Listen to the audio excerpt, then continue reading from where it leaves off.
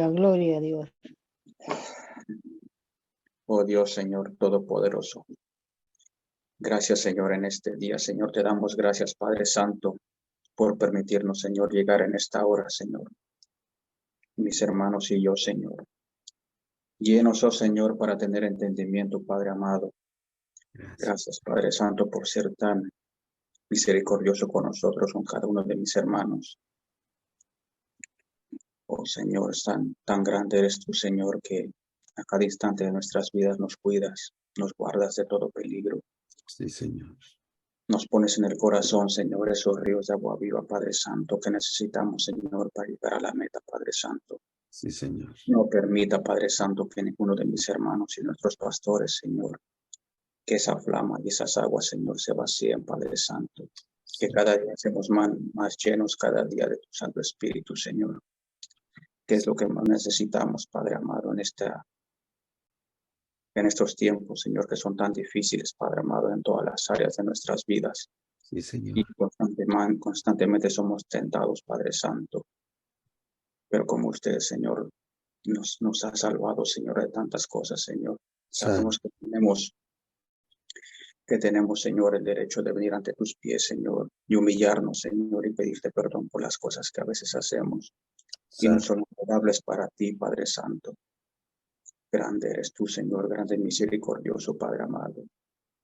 En el nombre poderoso de tu Hijo Jesús, Señor. Amén. Y te pedimos perdón, Señor. Nos des entendimiento, Padre Santo, cada uno de mis hermanos, Padre Santo. Aleluya. En el nombre poderoso de Cristo Jesús.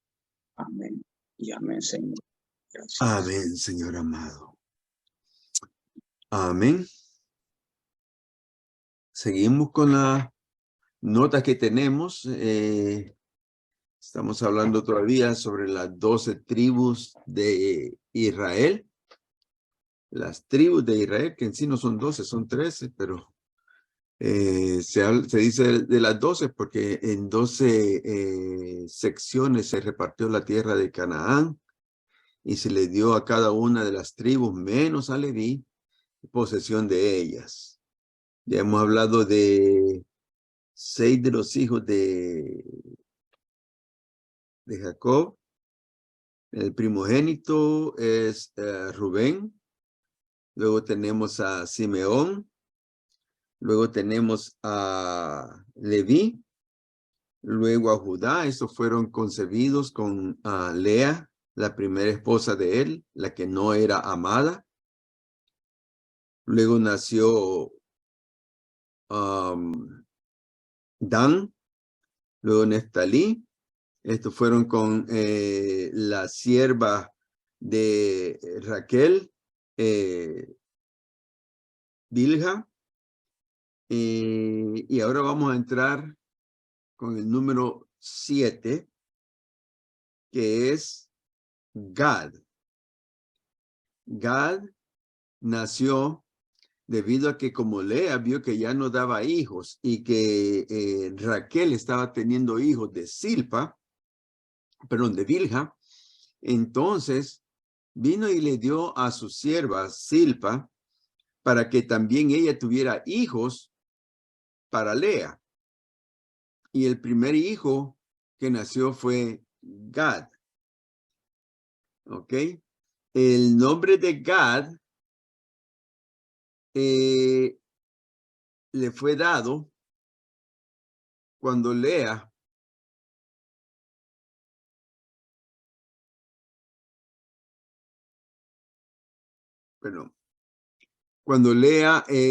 vio que ella no tenía ya más hijos, entonces, y al nacer Gad, ella dijo que había llegado la fortuna a su casa, entonces le pone por nombre Gad, que significa eso, fortuna, o unos dicen suerte. Entonces, sabemos que todos estos tuvieron en contra del hijo primero, el más amado de Jacob, que es José. Y todos tuvieron este problema que estaban en contra de él, porque José, aparte de ser el más amado, también tenía el problema que le gustaba acusarlos a sus hermanos con su padre, porque ellos hacían cosas malas. Entonces él venía y se lo contaba a su padre, y su padre siempre estaba en contra de ellos. Entonces ellos comenzaron a tomarle rencor a él, y Gad no fue la excepción. Por eso es que al final encontramos que Gad también estaba metido en el problema cuando quisieron matar a José, pero Rubén vino y trató de salvarlo y les dijo que no lo mataran, que lo echaran en una cisterna. De ahí fue Judá el que dijo que no era bueno que estuviera ahí muerto, sino que lo vendieran a la caravana de madianitas que venía en ese momento. Y Gad estaba metido en todo esto también. Gad es una de las personas que no se tiene mucho conocimiento de él, ya que en sí no sobresale en el tiempo de del crecimiento. Cuando ellos crecen antes de entrar a Egipto, no hubo ninguna acción, ninguna reacción de parte de él, sino que simplemente era el primer hijo de Zilpa. Ahora, cuando cuando Jacob va a morir, él llama a todos sus hijos y les da una profecía a cada uno. Y para Gad, dice la palabra en Génesis 49:19, esta es la base que tenemos esta noche, dice la palabra del Señor, en el nombre del Padre, del Hijo y del Espíritu Santo. Gad, ejército lo acometerá, mas él acometerá al fin. Esa era la profecía que Jacob le dio a Gad. Ahora, sabemos que Gad nació en la tierra de Padán Aram, que es donde Jacob moraba cuando había huido de Esaú.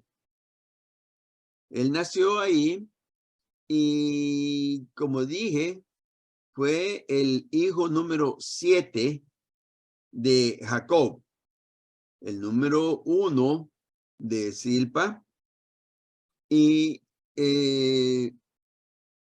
hermano, porque él Zilpa tuvo 2 hijos. Su hermano fue Aser, que es el siguiente que vamos a estar estudiando. Ahora, en Deuteronomio 33, del 20 al 21, encontramos que también Moisés le dio una profecía a Gad, una bendición. Y la bendición de Gad dice, Deuteronomio 33, el 20 y el 21, dice, a Gad dijo, bendito el que hizo ensanchar a Gad, como león reposa y arrebata brazo y testa. Escoge lo mejor de la tierra para sí, porque ahí le fue reservada la porción del legislador, y vino en la delantera del pueblo. Con Israel ejecutó los mandatos y los justos decretos de Jehová.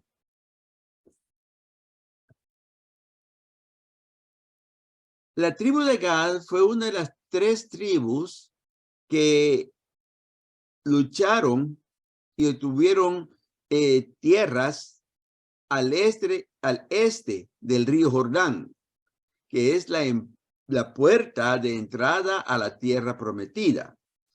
Nos recordamos que mientras estaban en el desierto, Moisés quería pasar el pueblo porque el destino de ellos, la meta de ellos era llegar a Canaán.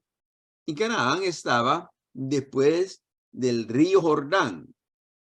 ¿Ok? antes de entrar era al pasar el desierto.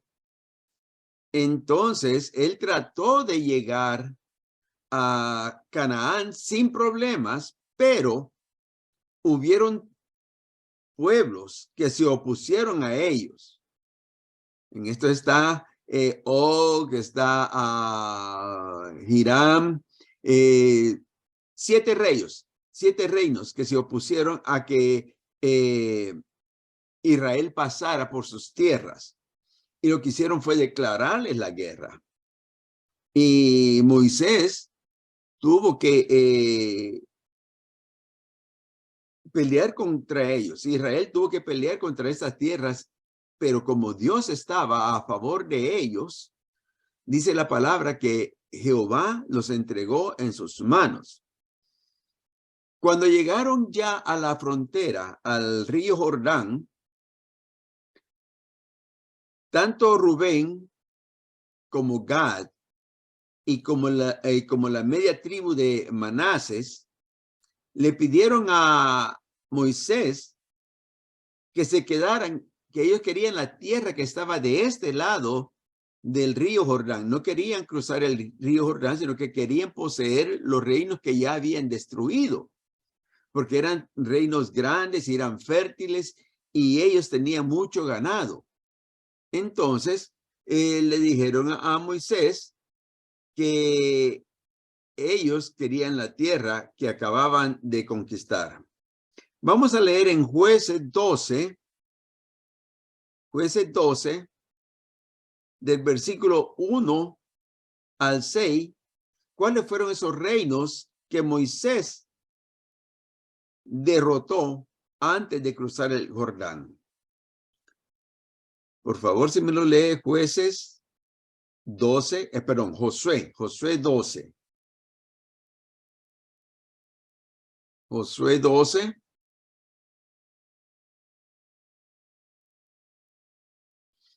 Versículos 1 al 6.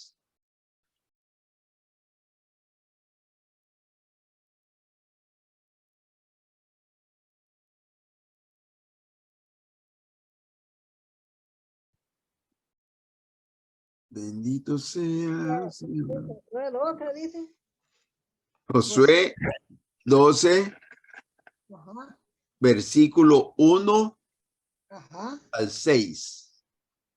Dice así la palabra de Dios en el nombre del Padre, del Hijo y del Espíritu Santo en Josué 12, del 1 al 6.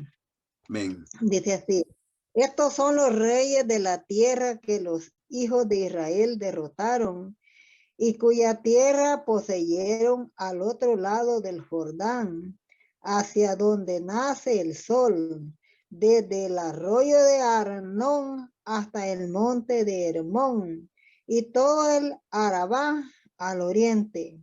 Sehón, rey de los amorreos que habitaba en Hesbón, y señoreaba desde Aroer, que está a la ribera del arroyo de Arnón, y desde en medio del valle de la mitad de Galaad hasta el arroyo de Jaboc, término de los hijos de Amón, y el Arabá hasta el mar de Cineret al oriente, y hasta el mar de Arabá, el mar salado, al oriente por el camino de Bet Jesimot, y desde el sur al pie de las laderas de Pisga, y el territorio de Og, rey de Basán, que había quedado de las Refaitas, el cual habitaba él en Astarot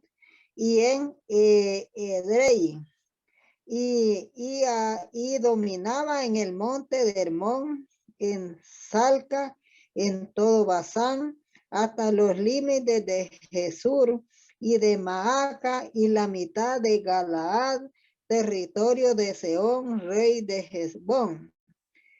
A esto derrotó Moisés, siervo de Jehová, y los hijos de Israel, y Moisés, siervo de Jehová, dio aquella aquella tierra en posesión a los rubenitas, a los gaditas y a la media tribu de Manasés. Amén.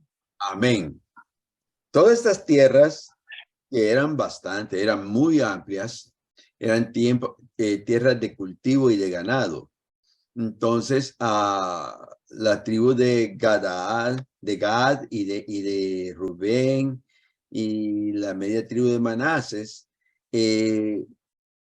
quisieron quedarse en esta tierra.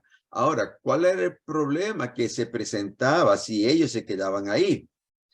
Primeramente, no era el plan de Dios que nadie se quedara fuera de la tierra prometida, que era Canaán. Y Canaán estaba después del río Jordán.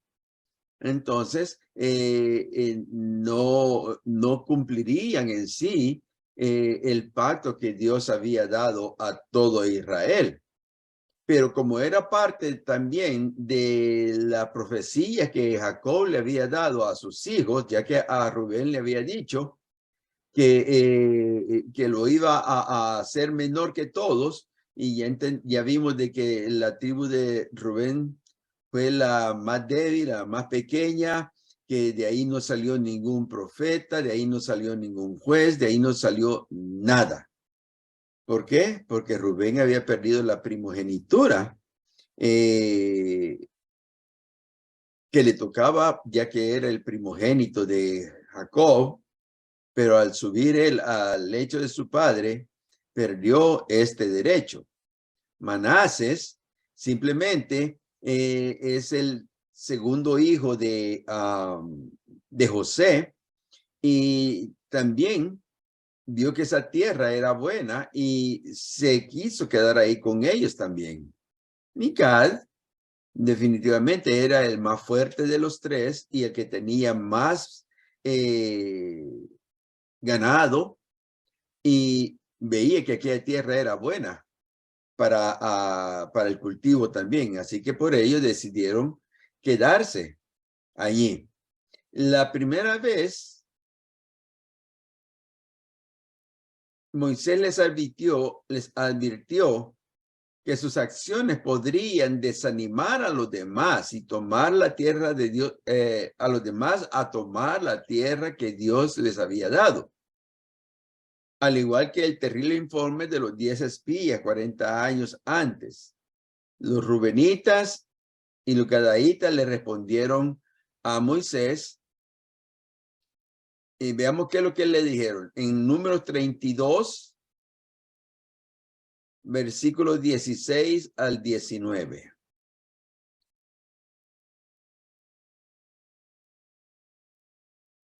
Números 32.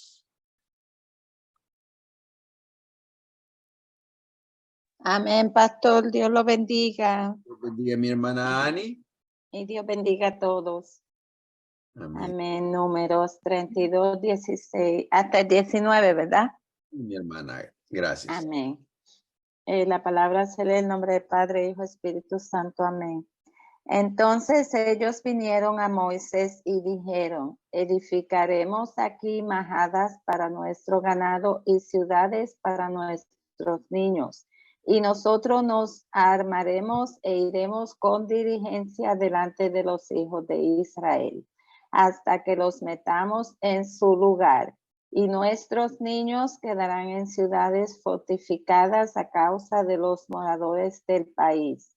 No volveremos a nuestras casas hasta que los hijos de Israel posean cada uno su heredad, porque no tomaremos heredad con ellos al otro lado del Jordán, ni adelante, por cuanto tendremos ya nuestra heredad a este otro lado del Jordán al oriente. Amén. Amén. O sea que ellos estaban diciéndole a Moisés que simplemente le gustaba esa área y querían quedarse allí, que sabían que Dios les había dado la tierra prometida y ellos estaban seguros de que esa tierra también pertenecía a la tierra prometida, aunque no estaba dentro de lo que se conocía la tierra de Canaán. pero habían sido conquistadas por ellos, entonces no querían dejarlas así simplemente libres. Y para ello, ellos iban a construir, iban a hacer todo lo que tenían que hacer, y los hombres armados, los hombres de guerra, iban a salir armados y iban a pasar también el río Jordán y ayudar a las otras tribus a conquistar la tierra de Canaán.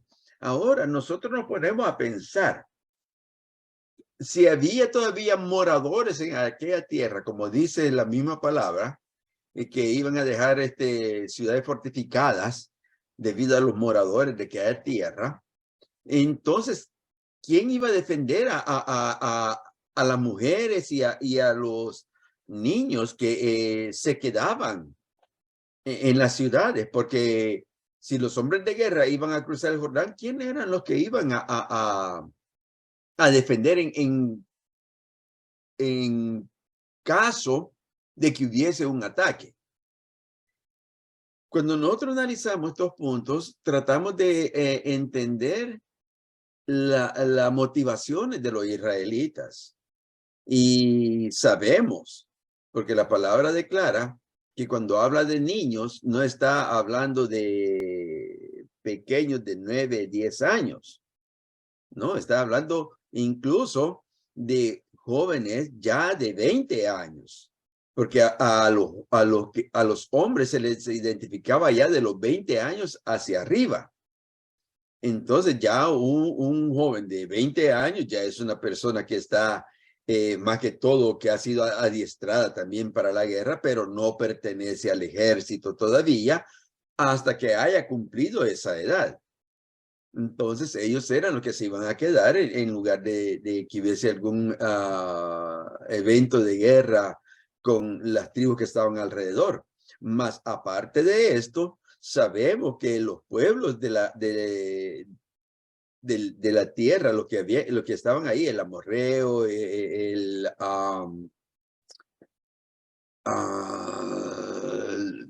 me fue el nombre del otro. Eteo, saduceo, todo lo feo.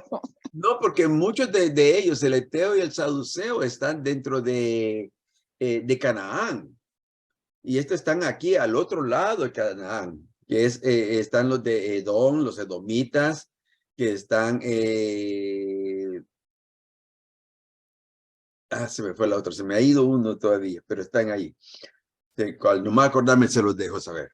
Entonces, todos estos pueblos, el amorreo, ok. Todos estos pueblos habían tenido la experiencia de que Dios peleaba por el pueblo de Israel.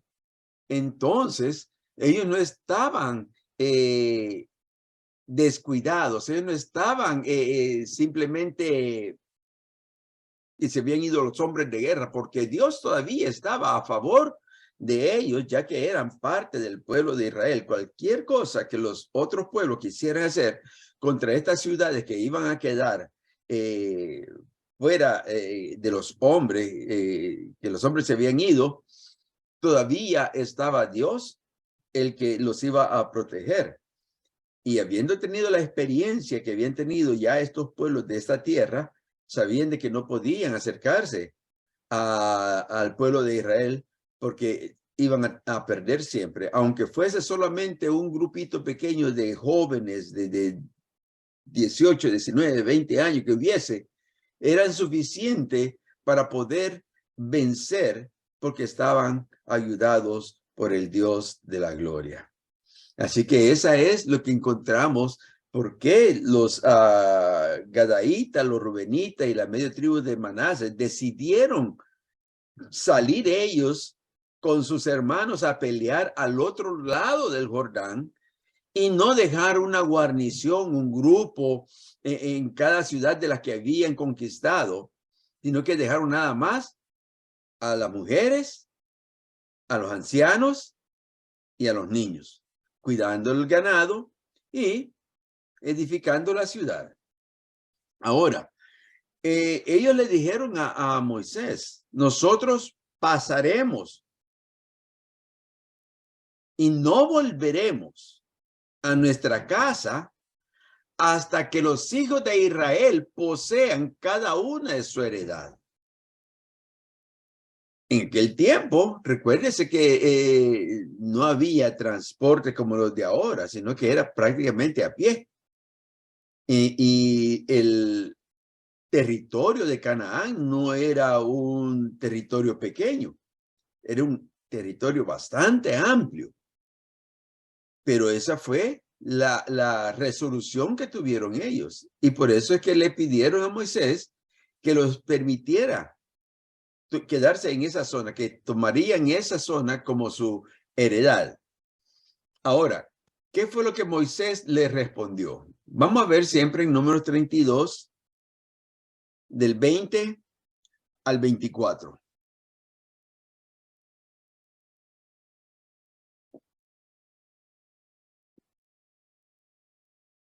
Número 32.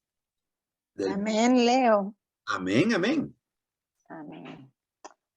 Entonces les respondió Moisés, si lo hacéis así, si os disponéis para ir delante de Jehová a la guerra, y todos vosotros pasáis armados el Jordán delante de Jehová hasta que haya echado a sus enemigos de delante de sí, y sea el país sojuzgado delante de Jehová, luego volveréis y seréis libres de culpa para con Jehová y para con Israel, y esta tierra será vuestra en heredad delante de Jehová.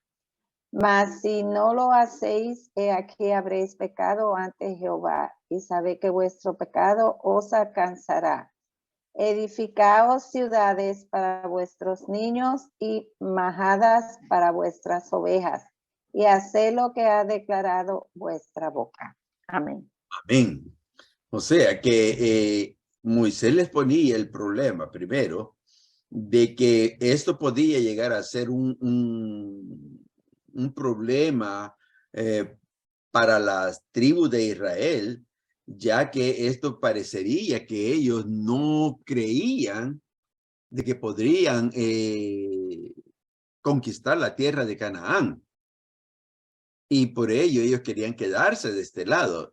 Al ver esto, el pueblo de Israel pudo haberse también atemorizado, así como pasó en aquel tiempo cuando Moisés mandó a los 12 espías, que aquellos 10 espías desanimaron al pueblo, y por eso es que el Señor los dejó que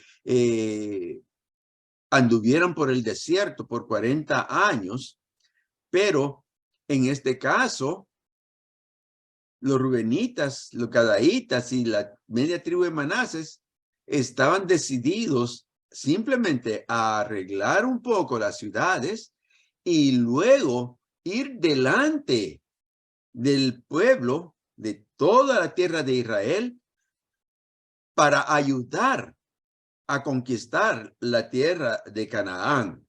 Y podemos decir que las tribus fueron fieles a su compromiso. Miren lo que dice Números 32, 25. 25, números 32, 25. Amén. Jesús. Y hablaron los hijos de Gad y los hijos de Rubén a Moisés, diciendo, tus siervos harán como mi Señor ha mandado. Amén. O sea que ellos certificaban el compromiso que hacían con Moisés ante Dios, porque Moisés había puesto a Dios como testigo, porque si ellos no cumplían esta palabra, entonces sus maldades, su pecado los iba a alcanzar, les dijo Moisés. Y ellos dijeron, no, vamos a hacer como tú dijiste, vamos a construir y vamos a pasar junto con el pueblo a conquistar Canaán. Y mire lo que sucedió. Josué 22, del 1 al 6. Josué 22, del 1 al 6.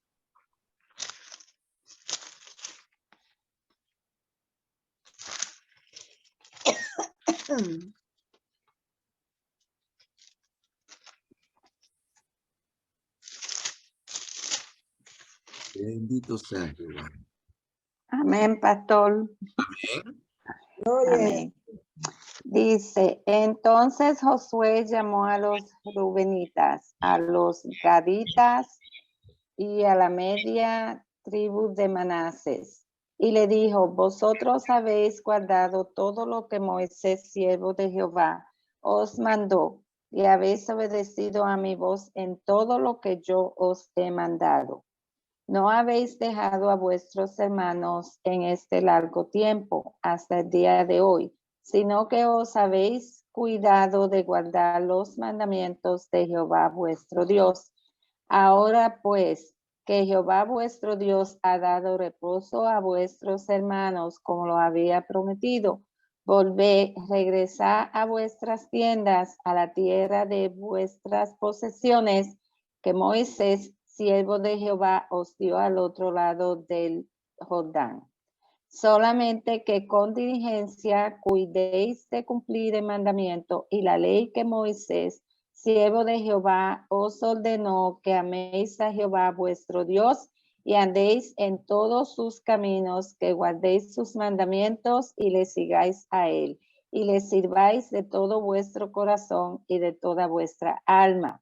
Y bendiciéndolos, Josué los despidió y se fueron a sus tiendas. Amén. Vemos entonces que ellos cumplieron el pacto que habían propuesto para poder poseer la tierra que estaba al otro lado del Jordán. Cuando leemos la historia de las batallas de Josué, nos damos cuenta que tanto Rubén como Gad y Manasés siempre estaban incluidos dentro del ejército, que ellos siempre estaban alerta para poder hacer la obra que Josué les mandaba. Y por esto ellos se ganaron el derecho de poder quedarse al otro lado. Ninguna de estas tres tribus le falló al compromiso que hicieron ante Dios con Moisés. Y por eso, al final, cuando ya toda la tierra había sido distribuida, ellos no tuvieron parte dentro de Canaán porque ya tenían su heredad al otro lado en las tierras que habían conquistado. Y cuando Moisés los despide, surgió un pequeño problema. Y es que Gad y Rubén decidieron hacer un altar de este lado del Jordán antes de cruzar. Y cuando oyeron esto, las otras tribus se sintieron mal, porque no estaba supuesto a levantarse ningún altar, porque Dios no lo había mandado. Veamos lo que dice Josué 22:10.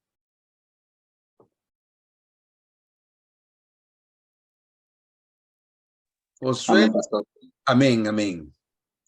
La palabra será en nombre del Padre, del Hijo y del Espíritu Santo.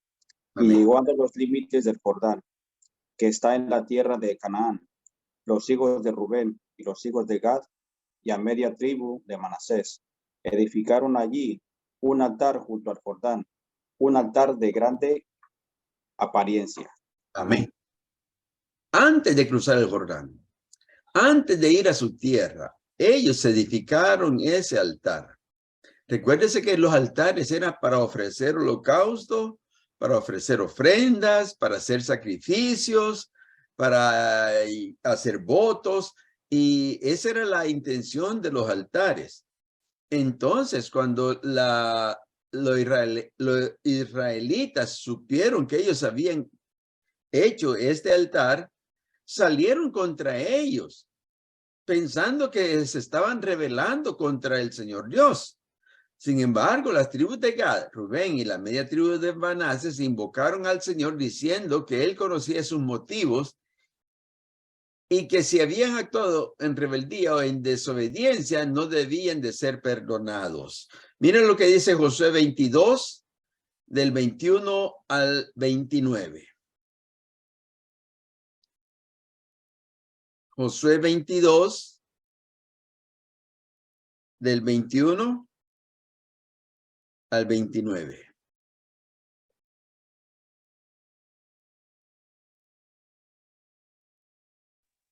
Amén, pastor. Amén. Entonces los hijos de Rubén y los hijos de Gad y la media tribu de Manasés respondieron y dijeron a los cabezas de los millares de Israel: Jehová, Dios de dioses, Jehová, Dios de los dioses, él sabe y hace saber a Israel si fue por rebelión o por prevaricación contra Jehová. No nos salve hoy, si nos hemos edificado altar para volvernos en pos de Jehová, o para sacrificar holocaustos u ofrenda, o para ofrecer sobre él ofrendas de paz. Él mismo Jehová nos los demande, perdón. Lo hicimos más bien por temor de que mañana vuestros hijos digan a nuestros hijos que tenéis vosotros con Jehová, Dios de Israel. Jehová ha puesto por lindero el Jordán entre nosotros y vosotros, oh hijos de Rubén e hijos de Gad, ¿no tenéis vosotros parte en Jehová? Y así vuestros hijos irían que nuestros hijos dejasen de temer a Jehová. Por esto dijimos, edifiquemos ahora un altar, no para holocaustos ni para sacrificio, sino para que sea un testimonio entre nosotros y vosotros, y entre los que vendrán después de nosotros, de que podemos hacer el servicio de Jehová delante de él, con nuestros holocaustos, con nuestros sacrificios y con nuestras ofrendas de paz. Y no digan mañana vuestros hijos vuestros hijos a los nuestros, vosotros no tenéis parte en Jehová.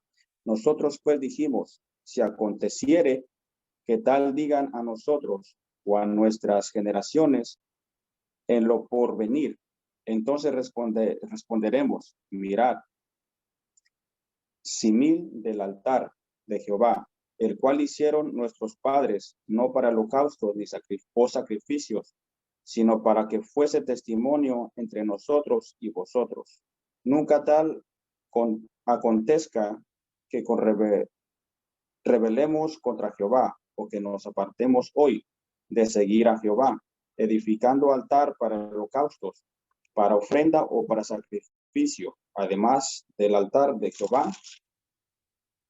Nuestro Dios está delante de su tabernáculo. Amén.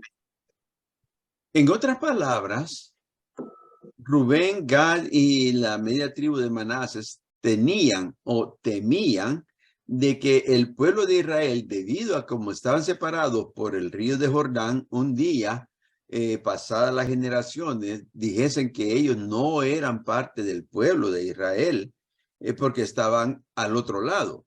Y por eso fue que ellos levantaron este altar, que en sí lo que fue simplemente fue un recordatorio, porque no iba a servir para hacer sacrificios, sino que para que se recordaran de que sí ellos habían levantado, que los hijos de Rubén y los hijos de Gad y los hijos de Manasés, de la media tribu de Manasés, habían levantado este altar para recordarles que sí estaban unidos con ellos, que tenían derecho a participar en la fiesta de Jehová, que tenían derecho a participar en el nombre de Israel, y que esto les serviría a ellos como algo que sería para las generaciones, por si alguna vez algunos de ellos dijesen que los rubenitas y estas otras dos tribus no pertenecían al pueblo de Israel.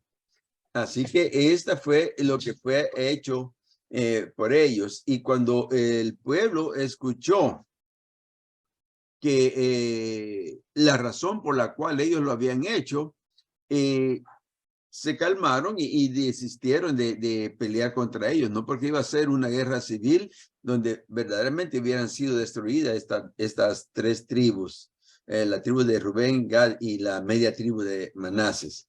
Aunque las tribus se habían asentado al otro lado del Jordán, seguían muy comprometidas con la adoración a Dios. Seguían siendo parte de Israel y querían evitar que el río Jordán, que es una división geográfica bastante importante, entre Gad y la mayoría de las otras tribus, dividiera espiritualmente al pueblo de Dios en ese momento o en generaciones futuras. Veamos lo que dice Josué 22:34, por favor.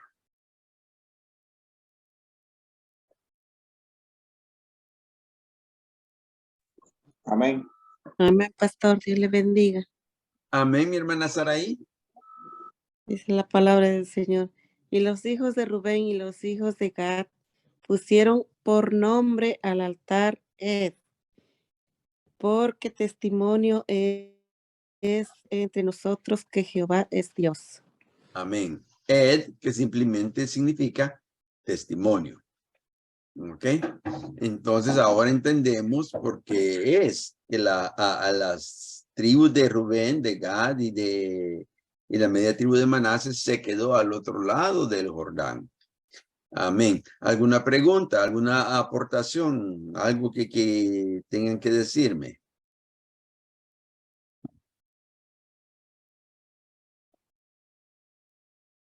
Nada. Amén. Entonces sabemos que Gad, junto con las demás tribus del norte de Israel, fue enviada al exilio en el año 722 antes de Cristo. Fueron llevadas al exilio por Asiria. ¿Ok? Y ellas son lo que ahora se conoce la franja de Gaza o la tierra de Palestina. En la tribu de Gad vemos la fidelidad hacia Dios y a sus compromisos con los demás. Quizá la lección más importante que podemos aprender de Gad y en sí de todas las demás tribus también es reconocer la necesidad de tener una fe y una confianza completa en Dios.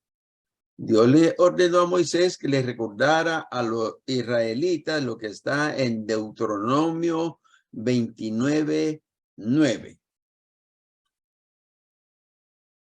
Dígame qué dice Deuteronomio 29:9.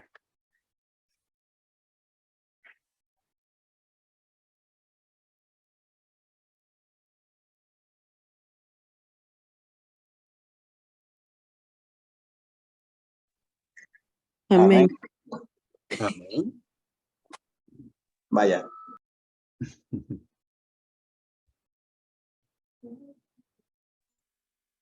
Bueno. Amén. Guardaréis pues la palabra de este pacto y las pondréis por obra para que prosperéis en todo lo que hicieres. Amén. Amén. Las palabras de este pacto hasta este momento se refiere simplemente a las leyes que Moisés les dio. Porque hasta allí es donde está escrito. Es todo lo que el Señor les había dado. Pero recuerde así una cosa. Lo que es Génesis, Éxodos, Números, Levíticos, Deuteronomios, es lo que se conoce como el semillero de la Biblia. Porque en estos 5 libros están escritos las semillas doctrinales que tenían que regular a la iglesia en el futuro. O sea, que nosotros no podemos desechar el Antiguo Testamento porque era para los judíos. No, no podemos ponernos a pensar de que no nos llega a nosotros todo lo que está ahí escrito, porque todo lo que está escrito en el Nuevo Testamento tiene base especialmente en estos 5 libros. Aquí es donde el Señor dio a conocer cuáles son los preceptos, cuáles son las leyes, cuáles son las ordenanzas que Él desea que su pueblo observe para poder encontrar un lugar, no aquí en la tierra, sino en la ciudad celestial. Estas leyes tenían que haber sido observadas por todo el pueblo de Israel, porque Israel era el pueblo especial de Dios, y ellos tenían que haber sido el ejemplo para todo el mundo de cómo se adora verdaderamente a Dios. Mas, debido a que ellos fallaron, no obedecieron estas palabras, no las pusieron por obra. Por esta razón es que el Señor tuvo que castigarlos y darles la espalda para que el mundo supiese de que Dios sí es verdadero y que Él cumple su pacto. Él cumple la parte del pacto que Él ha puesto para con nosotros. Es el hombre el que no cumple con el Señor. Los que somos infieles somos nosotros. Él siempre permanece fiel. Y eso es lo que ahora en estos tiempos mucho pueblo no quiere atender y entender, de que el semillero, las razones verdaderas de nuestra vida en Cristo tienen que estar basadas en aquellas que el Señor dejó escritas en el pacto para con el hombre, para con Israel. Hay ciertos mandamientos, ciertas reglas que Jesucristo vino a modificar, no para hacerlas más suaves, sino que para darle mucho más peso. Y nosotros tenemos que entender de que esas reglas, esas ordenanzas, Dios no las ha quitado, no las ha puesto como una cosa aparte. Al contrario, Jesús dijo, yo no he venido a abolir la ley, sino que a cumplirla. Y él dijo también, el que me ama, mis palabras hace. En otras palabras, si él cumplió la ley y puso preceptos que estaban modificados y nos enseñó esos preceptos de cómo los podemos cumplir, entonces nosotros tenemos que cumplir lo que Cristo cumplió. Recordémonos que dentro de la ley de Moisés habían tres aspectos importantes, que es la ley moral, la ley social y la ley religiosa. Entonces, lo que Jesús dejó activo fue la ley moral y la ley social. Mas la ley religiosa, Él la cumplió. Él dijo allá en la cruz, consumado es. En otras palabras, he cumplido a lo que vine. Y es poner a un lado toda la religiosidad que había en el mundo. Ya no tenemos que matar al becerro.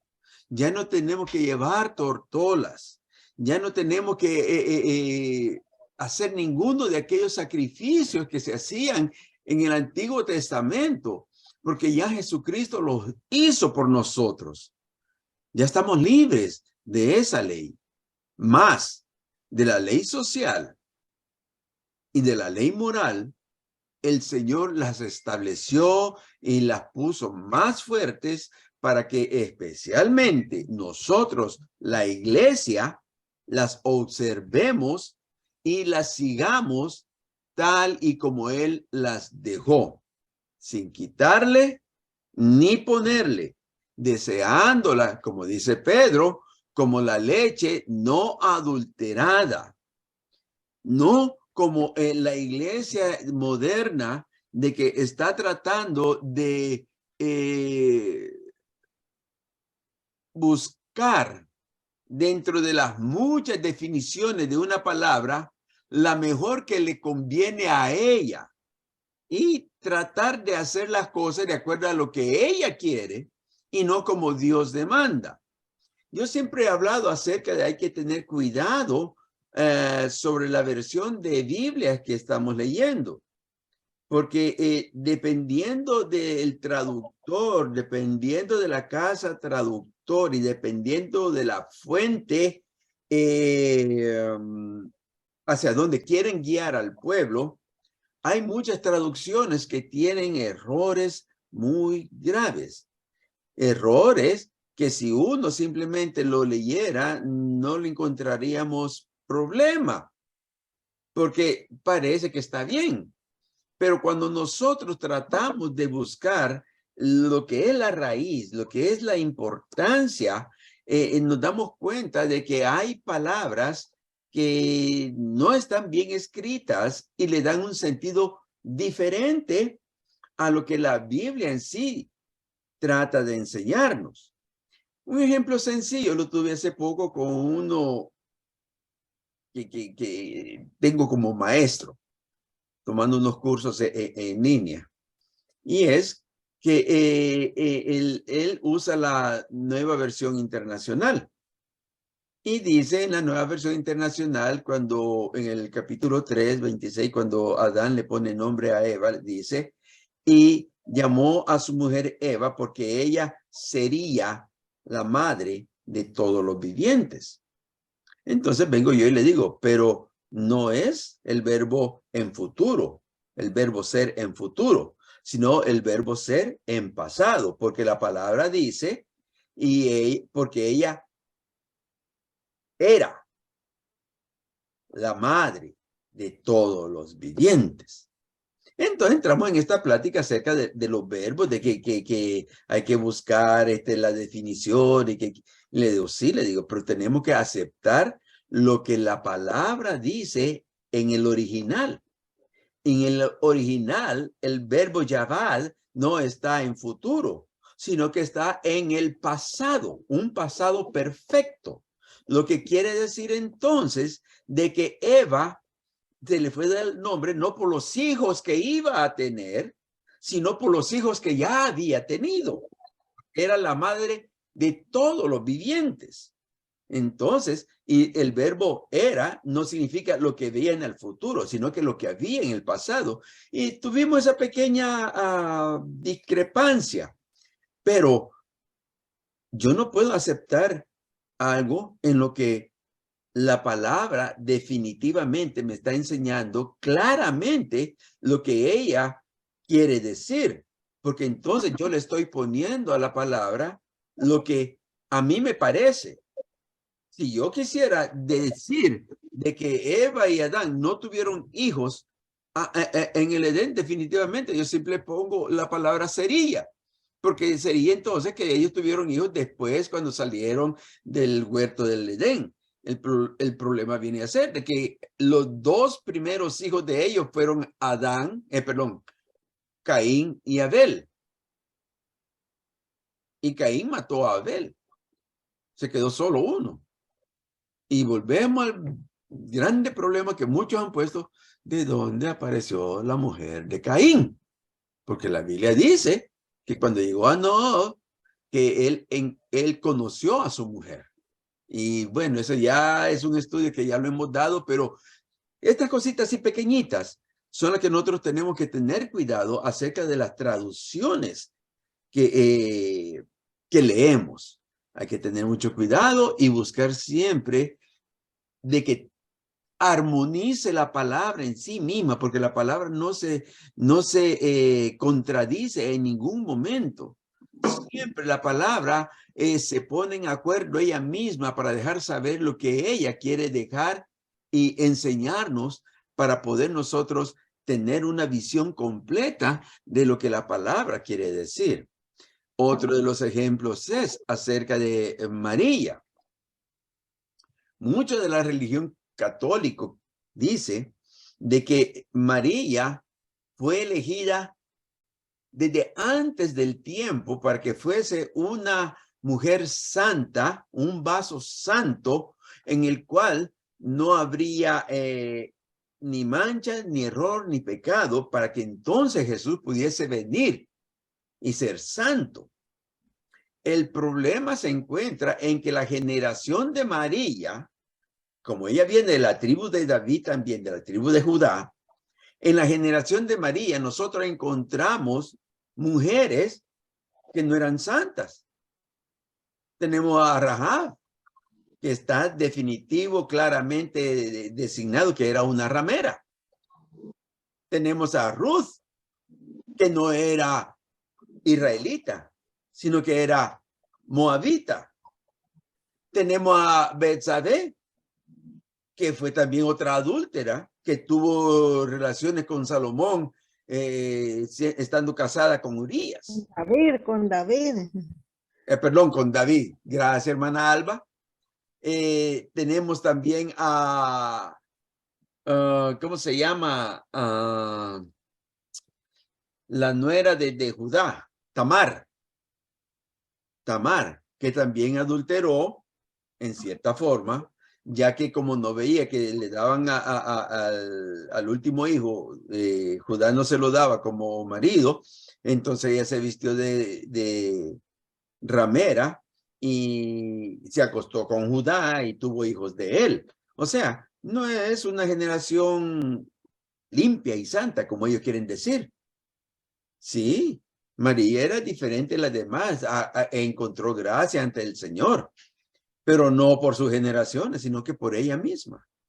Y todo esto, cuando nosotros lo vemos, nos damos cuenta de que las diferentes sectas tienen sus diferentes puntos y tratan de armonizar la Biblia a lo que ellos piensan, cuando tiene que ser el contrario. Nosotros tenemos que armonizar nuestro pensamiento a lo que la Biblia dice. Y es lo que está diciendo aquí en Deuteronomio 29:9. Dice que guardemos la palabra de este pacto. ¿Y cuál es el pacto? Todas las leyes y las ordenanzas que él dio a través de Moisés, las cuales Jesús vino a soportar. Y aquellas que él vino a modificar, nosotros tenemos que seguirlas de acuerdo a como él dijo, ya que en hebreo dice de que el viejo pacto queda anulado por el nuevo pacto que es en Jesús. O sea, no es que el viejo pacto el Señor lo quitó, al contrario, lo reforzó para que nosotros pudiésemos vivir una vida más cercana a él y vivir de tal forma que podamos vivir una vida santa como él la vivió. No es fácil, pero no es imposible. Entonces está en que nosotros nos decidamos acatar todas esas leyes, como estábamos hablando con pastor esta mañana. No es que nosotros no podamos defender la palabra. Sí la podemos defender, pero tenemos que defenderla de acuerdo a cómo está escrita. No le puedo poner como hizo Eva, que para defenderse de la serpiente que le había dicho que no podía comer de todos los árboles, Eva mintió. ¿Por qué mintió? Porque Eva le dijo, no, de todos los árboles podemos comer, menos del árbol del bien y del mal. Dijo Dios que no lo comiéramos ni lo tocáramos. ¿En qué momento Dios había dicho que no lo tocaran? En ningún momento. Eso fue una añadidura que le puso Eva a la palabra de Dios. Y ese es el evangelio que se está ahora distribuyendo, con muchas añadiduras para hacer que el hombre se sienta bien. Ahora, dice en muchas religiones, muchas sectas, incluso sectas cristianas, dicen de que tomar no es problema, porque lo que la Biblia declara que es malo es emborracharse. Bueno, si eso es lo que ellos creen, a mí la Biblia me dice de que no vea el vino cuando rojea. Y si no lo puedo ver, ¿por qué lo voy a tocar? ¿O por qué lo voy a tomar? Si ya ahí está prohibido. En fin, hay tantas cosas que podríamos traer al cuenta, como lo que se dice que la música moderna, que no, que hay que permitir que la música moderna, que el hip, el rock, toda esa música que ha aparecido, que ya no es música, es bulla. que se tiene que permitir dentro de la iglesia para que entonces nuestros jóvenes se mantengan adentro. Yo oí a esta hermana que decía, oh, bueno, sí es cierto que hay que mantener eso. Entonces, para mantener a los borrachos dentro de la iglesia, también hay que poner una cantina. O para mantener a los drogadictos, hay que poner una venta de drogas. O también vamos a aceptar lo que la sociedad está diciendo de que sí, se pueden casar hombre con hombre y mujer con mujer. Tenemos que aceptar eso también para que ellos se mantengan y que puedan vivir dentro de la vida del cristianismo. No, no. Nosotros somos un pueblo diferente, un pueblo separado, un pueblo santo. Y esas cosas no las podemos aceptar dentro de la congregación. ¿Por qué? Porque esas son las pequeñas zorras que vienen a destruir nuestras viñas. Así que tenemos que tener cuidado y analizar bien la palabra, buscar dentro de la palabra. La palabra está escrita de tal forma que nosotros la podamos entender cuando la discernimos a través del Espíritu. Pero como se ha dicho, esto no es cosa fácil. No es cosa sencilla y mucho menos es fácil el aceptar que la Biblia está en contra de lo que yo quiero o de lo que a mí me gusta. Y que yo tengo que rendir lo que a mí me gusta para que entonces mi alma sea purificada y pueda encontrarme acepto ante el Maestro. Y tantas cosas que hay ahí escritas que es necesario conocer nosotros nuestra doctrina verdadera, la doctrina que está escrita en la Biblia, o como nuestro pastor anterior escribió, la doctrina pentecostal de la Iglesia Santa. Nosotros es necesario que la conozcamos. Queremos defender nuestra fe. Tenemos que conocer nuestra doctrina. Y no solo conocerla, aceptarla y vivirla. Dice, guardaréis pues las palabras de este pacto y los pondréis por obra. Cuando nosotros ponemos por obra, cuando nosotros vivimos de acuerdo a esa doctrina, entonces dice que todo lo que hagamos será prosperado. Mientras tanto, seguiremos como el carro en el lodazal, dando vuelta, vuelta, vuelta, y no saldremos, sino que seguiremos una vida que no va a ser bien difícil para nosotros lograr alcanzar lo que la palabra en sí demanda. Hermana Annie, dígame, sierva. Amén, pastor. No, yo viendo aquí lo que usted está hablando, muy interesante, un consejo muy bueno, muy sabio. Gracias, ¿verdad? Por instruirnos en todas estas cosas. Aquí, viendo yo, al mismo donde estábamos leyendo, en Josué 23:11, que dice, guardad pues con diligencia vuestras almas, para que améis a Jehová vuestro Dios. Amén. Amén. Guardar con diligencia. ¿Y qué es la palabra diligencia?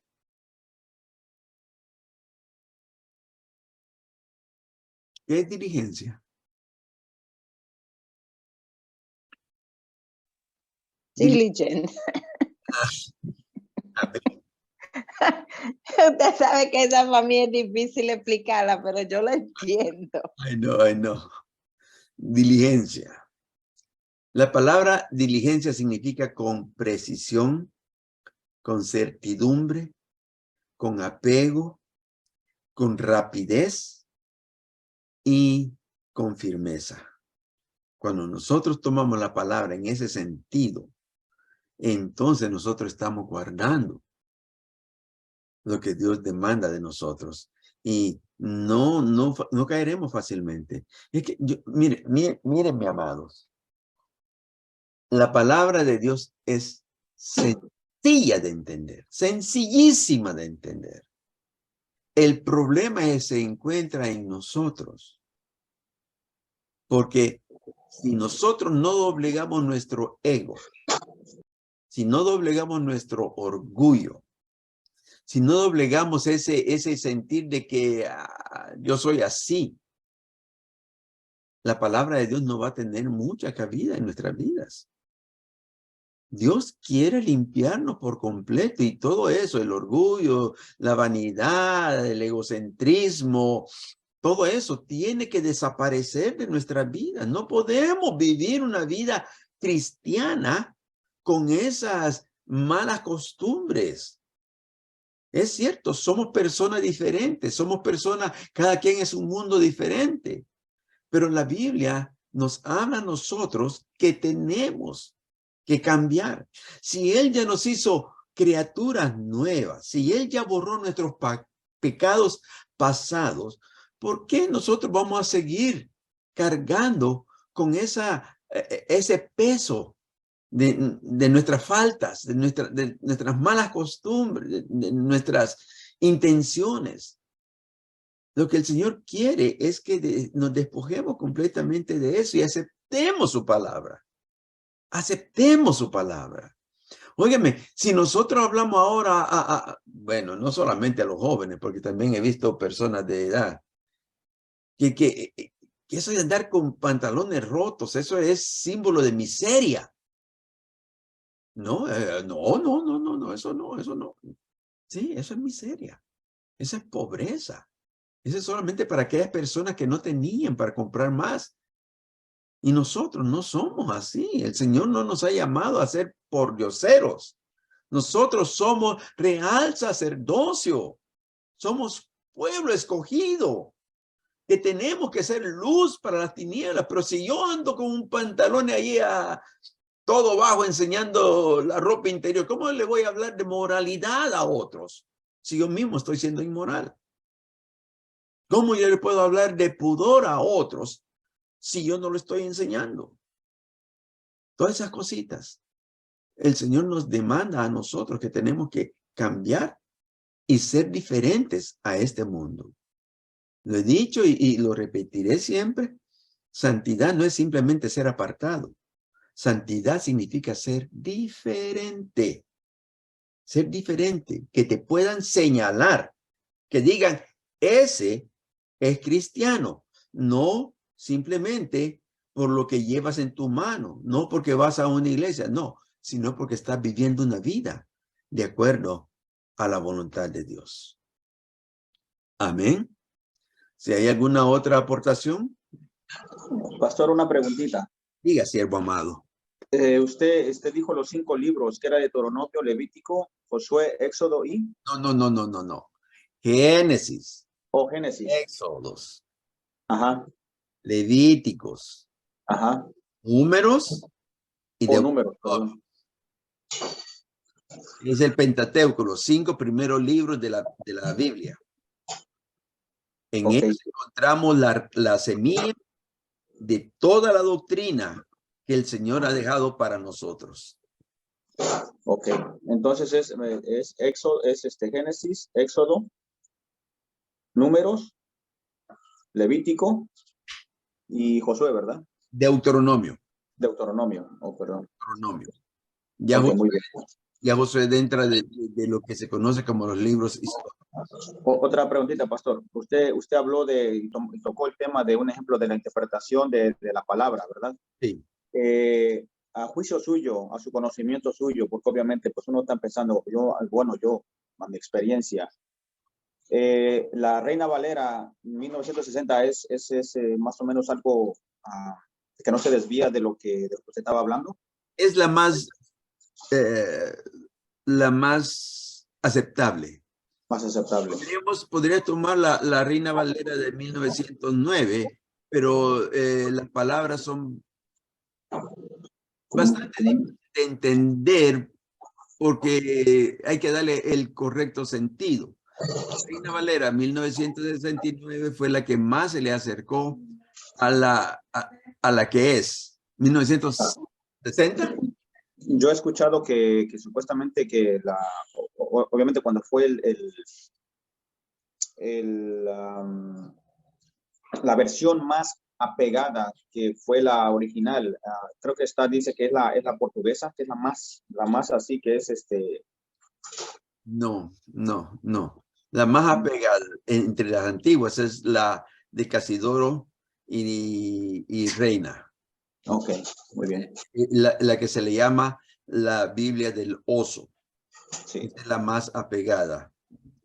sí, porque a veces yo me he puesto un ejemplo o así como a veces yo escucho una cosa, un ejemplo, y a veces yo pongo en YouTube, o sea, de otras Biblias, para hacer una comparación de lo que dice en esta y lo que dice en la otra. Pero mire, como yo siempre he comenzado a leer con esta, la Reina Valera, Ajá. y yo la entiendo perfecto. Probablemente hay una que otra cosita que no entienda yo, pero después ya viene entre los hermanos y, oh, mire, es esto. Pero no es nada comparado. No es nada comparado, o sea, como que la versión es totalmente diferente, probablemente un poquito más del diario vivir de la persona y no como está acá, pero me he acostumbrado a esta. Entonces, esa era mi pregunta para estar seguro cuál era su punto de vista. Sí, la Reina Valera en 1960 es la más apegada a los originales. Recuerde que los originales fueron en griego y Creo. en arameo, ¿ok? Y algunas partes fueron también en italiano, pero casi no se nota la diferencia. Por otro lado, usted va a escuchar de que hay versiones, incluso los judíos, ¿cómo se llaman ellos? Los mesiánicos judíos, tratan de hacer entender de que el Antiguo Testamento fue escrito en hebreo. Y la Biblia no dice eso. La Biblia no habla que fue escrita en hebreo. Mateo incluso lo escribió en arameo, porque esa era la lengua que se llevaba en aquel tiempo. Y los manuscritos antiguos están en arameo, no en hebreo. Pero ellos tratando de meter la ley dentro de la gracia, lo han hecho y por eso es que no lo entienden. Ahora hay puntos, por ejemplo, los sabatistas que tienden a hacer que el sábado es lo más importante, no se dan cuenta de que el sábado fue escrito para el Antiguo Testamento, porque Jesús vino y lo modificó para nosotros. Ya nosotros no tenemos que guardar el sábado, hoy tenemos que guardar los 7 días de la semana. Sí, porque en ese caso, un ejemplo, como usted dice, los sabatistas tendrían que, un ejemplo, ser circuncidados y llevar todo lo que es la ley. Definitivo. Y entonces, un ejemplo, no, bueno, en estos tiempos, todo esto, un ejemplo, holocaustos y la circuncisión y todas esas cosas, yo me imagino que no lo van a estar haciendo, pienso yo, o sea, mi manera de pensar. Entonces, es algo, eso para mí, bueno, quedó atrás. Amén. Es que así lo dice la palabra. Mire, Pablo dice en Gálatas de que si cuidáis la ley, habéis caído de la gracia. No puedes estar en la gracia y estar en la ley al mismo tiempo. O estás en uno o estás en otro. Pero si estás en la ley, tienes que cumplir todos los mandamientos. Así que la gracia es diferente a la ley en ese punto. Amén. Amén, pastor. Amén. ¿Hay otra pregunta u otra aportación? Amén.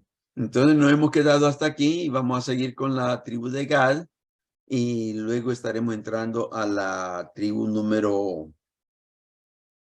8. Sí, la tribu número 8, que es Aser. No, 7. La número 7, Aser. Ay, qué tanto lo que hay ahí metido. Amén. Vamos a pedir a mi hermana Sanaí, mi hermana Ani, por favor. Si usted nos puede llevar en oración para entregar este servicio. Amén, pastor. Gracias por el privilegio. Oh, Heavenly Father, Señor, gracias te damos esta noche, Padre, porque tú nos permitiste, Señor, reunirnos a estudiar tu palabra, Señor amado, que tanta falta nos hace, Señor. Oh, Padre, ese conocimiento, Señor amado. Oh, yo te doy gracias, Padre, por nuestro Maestro, Señor. Síguele dando esa sabiduría de lo alto, esa revelación a Él de conocimiento profundo para que nos pueda enseñar, Padre, para que pueda preparar, Señor, el pueblo que tanta falta hace, Señor amado. Oh Padre, danos, Señor, ese espíritu de discernimiento que necesitamos y esa revelación a través de tu Santo Espíritu para poder entender la palabra, Señor, correctamente, Padre, para poder obedecerte, Señor, para poder buscar, Padre, cuál es tu propósito en nuestra vida, Señor, y caminar de acuerdo a como tú quieres, no como nosotros queremos, Señor. Cambia, transforma, Señor.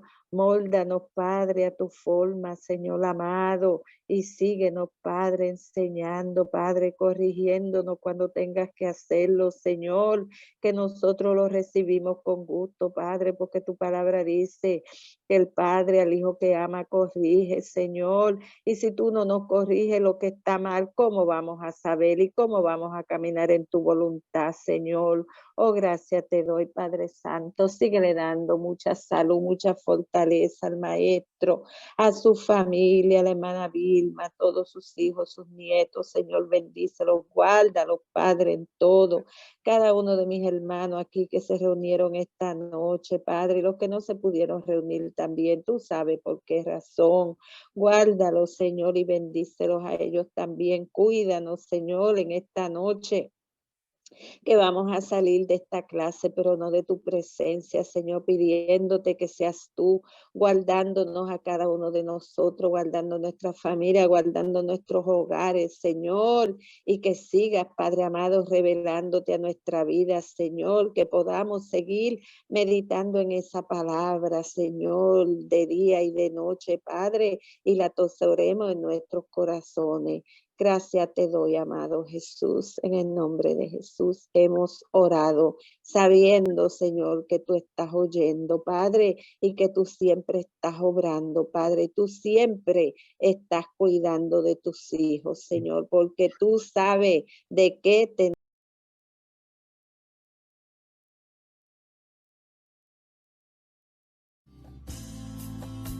al taller del maestro vengo, pues él me curará, me tomará entre sus brazos y cada herida sanará. Las herramientas del maestro, mi alma él remendará, martillo en mano y mucho fuego, aunque me duela ayudará a conocerlo y a entenderlo, a saber que nada merezco. Amar es más que un pretexto, es una entrega, es un negar, más que aquel sentimiento, es la decisión de amar. Al taller del maestro vengo, allí el sol se pondrá. Al taller del maestro vengo, carpintero, mi alma aquí está. Al taller del maestro vengo, no importa el tiempo que allí he de estar. Al taller del maestro. Al taller